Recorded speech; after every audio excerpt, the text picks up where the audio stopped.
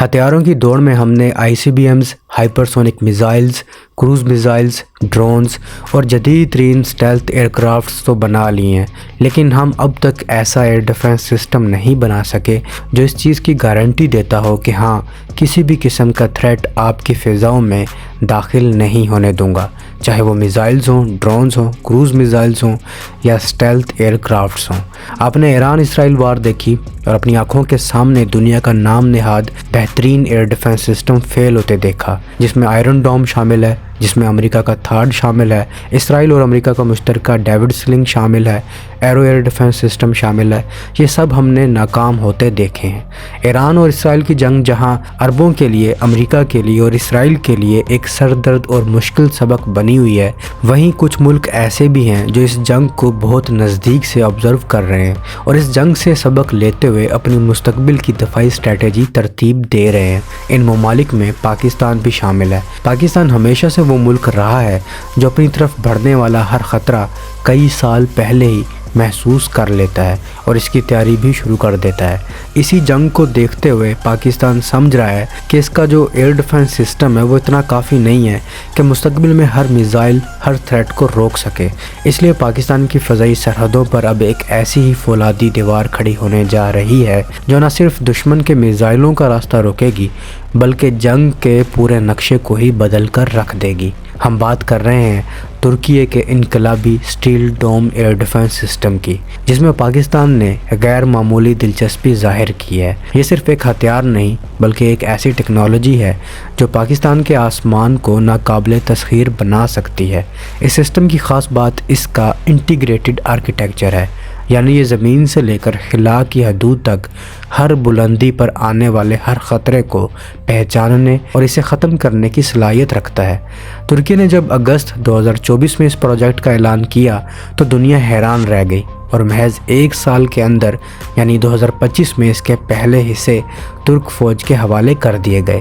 اب پاکستان اس سسٹم کو بھارت کے براموس جیسے سپر سونک میزائلوں اور جدید ڈرون حملوں کے خلاف ایک حتمی حل کے طور پر دیکھ رہا ہے۔ پاکستان کے موجودہ ایئر ڈیفنس سسٹم کی اگر بات کی جائے تو پاک فضائیہ اور پاک فوج کے پاس پہلے ہی ایک مضبوط دفاعی ڈھال موجود ہے۔ اس میں چین سے حاصل کردہ HQ-9P ہائیمیڈز جیسا طویل فاصلے کا میزائل سسٹم شامل ہے جو 125 کلومیٹر تک دشمن کے جہازوں کو نشانہ بنا سکتا ہے۔ اس کے علاوہ درمیانی فاصلے کے لیے لومیڈز LY-80 اور مختصر فاصلے کے لیے FM-90 جیسے سسٹمز پہلے ہی تعینات ہیں۔ لیکن جدید جنگوں کی نوعیت تیزی سے بدل رہی ہے۔ آج کے دور میں صرف میزائل ہونا کافی نہیں ہوتا بلکہ ان میزائلوں کا ایک ایسے نیٹ ورک سے جڑا ہونا ضروری ہے جو آرٹیفیشل انٹیلیجنس یعنی کہ AI کے ذریعے سیکنڈز کے 1000ویں حصے میں یہ فیصلہ کر سکیں کہ کون سا خطرہ زیادہ بڑا ہے اور اسے کس ہتھیار سے مارنا ہے۔ یہی وہ جگہ ہے جہاں ترکی کا اسٹیل ڈوم پاکستان کی ضرورت بن کر سامنے آتا ہے۔ یہ سسٹم پاکستان کے پرانے اور نئے تمام سسٹمز کو ایک لڑی میں پرو دے گا، جس سے پورا پاکستان ایک ایسی مشترکہ ایئر پکچر دیکھ سکے گا جہاں کوئی بھی دشمن نادیدہ نہیں رہے گا۔ ترکی کا اسٹیل ڈوم دراصل ایک ملٹی لیٹرل دفاعی ڈھال ہے جو مختلف ہتھیاروں کا مجموعہ ہے۔ اس سسٹم کا سب سے نچلا حصہ ایجدرا اور گوکبرگ جیسے مستقبل کے ہتھیاروں پر مشتمل ہے۔ ایجدرا ایک ڈائریکٹڈ انرجی ویپن ہے، یعنی یہ میزائل کے بجائے لیزر یا تیز شعاؤں کے ذریعے دشمن کے ڈرونز کو سیکنڈوں میں جلا کر راکھ کر دیتا ہے۔ اسی طرح گوکبرگ ایک موبائل لیزر ویپن سسٹم ہے جو خاص طور پر ان چھوٹے ڈرونز کے خلاف تیار کیا گیا ہے جو عام ریڈار کی پکڑ میں نہیں آتے۔ آج کل کی یوکرین یا مشرق وسطیٰ کی جنگوں نے ثابت کر دیا ہے کہ سستے ڈرونز اربوں ڈالر کے اثاثوں کو تباہ کر سکتے ہیں اور ترکی کے یہ لیزر ہتھیار اسی خطرے کا سستا اور مؤثر علاج ہیں۔ جب بات آتی ہے ان میزائلوں یا ڈرونز کی جو بہت قریب پہنچ چکے ہوں تو اسٹیل ڈوم کا کورکٹ سسٹم حرکت میں آتا ہے۔ یہ ایک ایسی خود کار گن ہے جو 35 ملی میٹر کے 2 بیرل سے گولہ باری کرتی ہے۔ اس کی خاص بات اس کا پروگرامیبل ایمونیشن ہے، یعنی اس کی گولی نشانے سے ٹکرانے کی بجائے اس کے قریب جا کر پھٹتی ہے اور ہزاروں چھوٹے ٹکڑوں کا بادل بنا دیتی ہے جس سے دشمن کا میزائل یا ڈرون بچ کر نہیں نکل سکتا۔ اس کے ساتھ ہی گرز 150 جیسا سسٹم ہے جو 360 ڈگری پر گھومنے والی ٹرٹ کے ساتھ تعینات ہوتا ہے۔ اس میں ریڈار، الیکٹرو آپٹیکل سینسرز اور میزائلز سب ایک ہی گاڑی پر لگے ہوتے ہیں۔ یہ سسٹم خاص طور پر چلتے ہوئے قافلوں کو فضائی حملوں سے بچانے کے لیے بہترین ہے۔ اس ڈھال کی درمیانی تہوں میں ترکی کا مشہور حصار میزائل فیملی کا راج ہے۔ حصار اے 15 کلومیٹر تک اور حصار او 25 کلومیٹر تک کے دائرے میں دشمن کے لیے موت کا پیغام ہے۔ یہ میزائل خاص طور پر ان اہداف کے لیے ہیں جو نچلی یا درمیانی بلندی پر پرواز کر رہے ہوں۔ لیکن اس پورے سٹیل ڈوم کا سب سے طاقتور ستون سائپر میزائل سسٹم ہے۔ سائپر کے 2 ورژن ہیں، سائپر 1 جو 100 کلومیٹر تک مار کرتا ہے اور سائپر 2 جو 150 کلومیٹر کے طویل فاصلے تک دشمن کے جنگی جہازوں، بیلسٹک میزائلوں اور کروز میزائلوں کو تباہ کرنے کی صلاحیت رکھتا ہے۔ پاکستان کے لیے سائپر میزائل اس لیے بھی اہم ہے کیونکہ یہ بھارت کے S-400 سسٹم کا بہترین جواب ثابت ہو سکتے ہیں۔ کسی بھی ایئر ڈیفنس سسٹم کی کامیابی اس کے ریڈارز پر منحصر ہوتی ہے اور سٹیل ڈوم کے پاس دنیا کا بہترین ایسا ریڈارز موجود ہیں۔ ALP-300G اور ALP-100G جیسے ریڈارز سینکڑوں کلومیٹر دور سے ہی دشمن کی حرکت کو بھانپ لیتے ہیں۔ اس کے علاوہ ایرلپ جیسا long range early warning radar Pakistan کو یہ صلاحیت دے گا کہ وہ اپنی سرحدوں سے بہت دور دشمن کے طیاروں کی اڑان کو مانیٹر کر سکے۔ صرف یہی نہیں، سٹیل ڈوم میں کورل اور وورل جیسے الیکٹرانک وارفیئر سسٹم بھی شامل ہیں۔ یہ سسٹم دشمن کے ریڈاروں کو اندھا کر دیتے ہیں اور ان کے GPS گائیڈڈ میزائلوں کو راستے سے بھٹکا دیتے ہیں، جس سے دشمن کا حملہ ناکام ہو جاتا ہے۔ جدید جنگ اب صرف طاقت کی نہیں بلکہ ذہانت کی جنگ ہے۔ ترکی کا سٹیل ڈوم جس artificial intelligence based decision support system پر کام کرتا ہے وہ پاکستان کے لیے گیم چینجر ہوگا۔ جب درجنوں میزائل اور ڈرون ایک ساتھ حملہ کریں تو انسان کے لیے یہ فیصلہ کرنا ناممکن ہوتا ہے کہ پہلے کسے مارنا ہے۔ سٹیل ڈوم کا کمپیوٹر خود کار طریقے سے بہترین ہتھیار انتخاب کرتا ہے، جس سے نہ صرف قیمتی میزائل ضائع ہونے سے بچتے ہیں بلکہ کامیابی کا تناسب بھی 100% کے قریب پہنچ جاتا ہے۔ نومبر 2025 میں ترکی نے اس پروجیکٹ کے لیے جو $6.5 ارب کا نیا معاہدہ کیا ہے وہ اس بات کا ثبوت ہے کہ یہ نظام مستقبل کی ہر ضرورت کو پورا کرنے کے لیے ڈیزائن کیا گیا ہے۔ پاکستان اگر اس ٹیکنالوجی کو اپنے دفاع کا حصہ بناتا ہے تو یہ برصغیر میں فضائی بالادستی کے توازن کو مکمل طور پر پاکستان کے حق میں جھکا دے گا۔ دوستو، پاکستان کو سب سے پہلا تھریٹ بھارت سے رہتا ہے۔ اگر مستقبل میں اسرائیل بھی اگر پاکستان سے پنگا لینا چاہے گا تو وہ بھارت کے کاندھے پر ہی بندوق رکھ کر چلائے گا، جس سے آف کورس نقصان صرف بھارت کو ہی ہوگا۔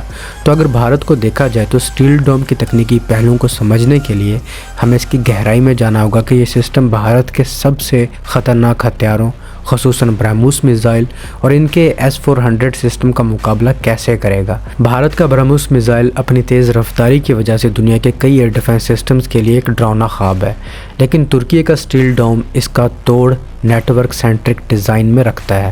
برہموس جیسے میزائل جب نچلی سطح پر پرواز کرتے ہوئے آتے ہیں تو عام ریڈار انہیں دیر سے پکڑتے ہیں، لیکن سٹیل ڈوم کا ALP-300G اور ALP-100G جیسے جدید ترین ایسا ریڈارز کا جال ان میزائلوں کو ان کے لانچ ہونے کے چند سیکنڈز بعد ہی ٹریک کرنا شروع کر دیتا ہے۔ یہ ریڈارز نہ صرف فاصلہ بتاتے ہیں بلکہ میزائل کی رفتار، ممکنہ ہدف کا تعین بھی کر لیتے ہیں، جس سے سائپر اور حصار جیسے سسٹمز کو ریئیکشن کے لیے قیمتی وقت مل جاتا ہے۔ پاکستان کے سٹیل ڈوم کی سب سے بڑی کشش اس کا اوپن آرکیٹیکچر ہے، جس کا مطلب ہے کہ پاکستان اس میں اپنے موجودہ چینی سسٹمز جیسے HQ-9P کو بھی انٹیگریٹ کر سکتا ہے۔ بھارت کا S-400 ایک سٹینڈ الون سسٹم ہے، یعنی وہ اپنی حد تک تو طاقتور ہے، لیکن اگر اس کے ریڈار کو جام کر دیا جائے تو وہ بے بس ہو جاتا ہے۔ اس کے برعکس سٹیل ڈوم ایک ملٹی لیٹرل جال ہے۔ اگر دشمن ایک ریڈار کو نشانہ بناتا ہے تو پورے نیٹ ورک میں موجود دیگر درجنوں سینسرز اور ریڈارز فوری طور پر اس کی جگہ لے لیتے ہیں۔ اس سسٹم میں شامل کورل اور وورل الیکٹرانک وارفیئر سسٹمز دشمن کے میزائلوں کے گائیڈنس سسٹم کو ہائی جیک کرنے یا انہیں اندھا کرنے کی صلاحیت رکھتے ہیں، جو جدید ہائبرڈ وارفیئر میں فتح کی ضمانت ہے۔